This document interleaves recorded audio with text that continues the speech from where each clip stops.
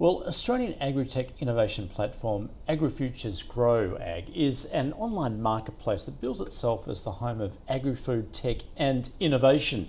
It connects users from around the world with Australia's agricultural community and has facilitated more than $150 million in global startup investment as it celebrates its third birthday. To talk us through it, Harriet Mellish is the General Manager of Global Innovation Networks at AgriFutures Grow AG. She joins us now. Harriet, welcome. Thank you, lovely to be here. Tell us a little more than what you actually do. You set it up 3 years ago. What was the purpose? What was the aim of setting this up? Yeah, so it was set up 3 years ago in partnership with the Department of Agriculture, Forestries and Fisheries, as well as AgriFutures Australia, which is one of the 15 rural research and development corporations. And as part of that, it was to highlight all of the innovation that was taking place within the RDCs, but also more generally across Australia. And that was bringing together research projects, startup innovation, and then commercialisation opportunities from both the research and development corporations, but also universities through to startups as well. As I mentioned there, so you've facilitated 150 million in investment startups and scale-ups. Can you give us some examples of that success? Yeah, we've had some really great examples in terms of we've got some live opportunities on the platform at the moment. So, for example, a number of our opportunities are working to solve some of the biggest issues in agriculture, and one of that is around, for example, weeds, which is a massive impact for farmers. We've got data farming with their WeedSat technology at the moment. They're raising 2 million through to other novel fertiliser solutions such as Nitronic and Maxil, who are both also raising as well at the moment. And we've also had success across the board in terms of earlier stage investment into opportunities such as Yakka app, which was set up by 2 agronomists in the Riverina, and they were searching for partnership to really grow and get some sweat equity in their opportunity in their startup. So essentially what you're doing then is connecting the researchers and the developers with the investors. Exactly. All right.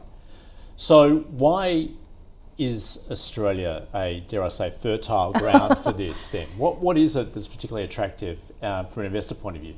Yeah, well, Australia, we're really fortunate to some extent in terms of we have all aspects of agriculture covered here in Australia. We also have some of the most innovative producers globally. We've never had subsidies here for our farmers, so therefore they've always had to be really close to their P&L, and as such that's really created a fertile ground as such for fantastic innovation, and with that as well also farmers who are likely to adopt as well, and that makes it really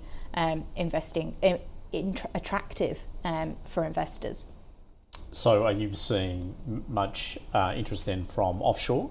Yeah, we have interest from offshore. We also have a sister event. We have a sister program called EvokeAg, which brings together investors face to face every year in February. And as part of that, we attract about 5% of our audience are investors, and we've seen a good amount of investors attending being from overseas, whether it be the US, Singapore, with funds such as Temasek, Silverstrand, for example.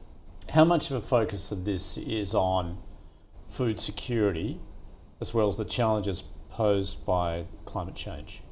Oh, I think they're one and another in a way. They are so intimately tied in terms of our producers in Australian agriculture are facing so many challenges, whether it be input costs, workforce, as you said, food security, and that really has linkages to climate as well. Climate really is permeating everything at the moment. So as an investor then, who are you actually pitching this to? Yeah, so we pitch so from an investment perspective, we engage actively with venture capital. We also look for kind of cornerstone investment into certain startups. And then we also work with private equity as well in terms of highlighting the opportunities that may be of interest to them. As you said, we are a connector. So it's, whilst we really partner with investors, it's also connecting startups with corporate funds as well in terms of CVC too. I'm just looking at your operating environment, which is broad particularly as far as the stakeholders Yes. are concerned, ranging from, of course, the National Farmers Federation. You've got the individual industries also involved there, as well as Ag Innovation Australia, Innovation Hubs, Yep. the researchers, the universities. You're pulling all that together. And then on those industries that you're actually focused on, which range from seaweed, hemp, sesame. Yep. So there's a whole gamut there. Yeah, and AgriFutures Australia as one of the 15 RDCs is unique because it has a cross-sectoral mandate from the Australian government to to really build out programs such as GrowAg that cover the whole of agriculture. And so we work in partnership with the other 14 research and development corporations, as well as you mentioned, NFF, to really be highlighting the research, for example, that's happening within Australia. So we've got over 3,000 research projects on the platform, and that helps highlight transparency of the fantastic innovation that's happening here in Australia. And what are some of the milestones? How many users do you have on the platform each month? Yeah, so we have in excess of 9,000 users each month, and that's grown and doubled over time. We attract users from not just Australia, so 50% of our users actually come from overseas, so from markets such as Israel, Singapore, UK, and US, and India. And I gather you have a new partnership with Bayer. Yeah, so we've had a long-standing, 3 years we've been partnering with Bayer, and this year they renewed that. So we've got 2 live opportunities on our platform at the moment. One is a pre-accelerator and one's an incubator program. And what's great is that they're global opportunities. So that's partnering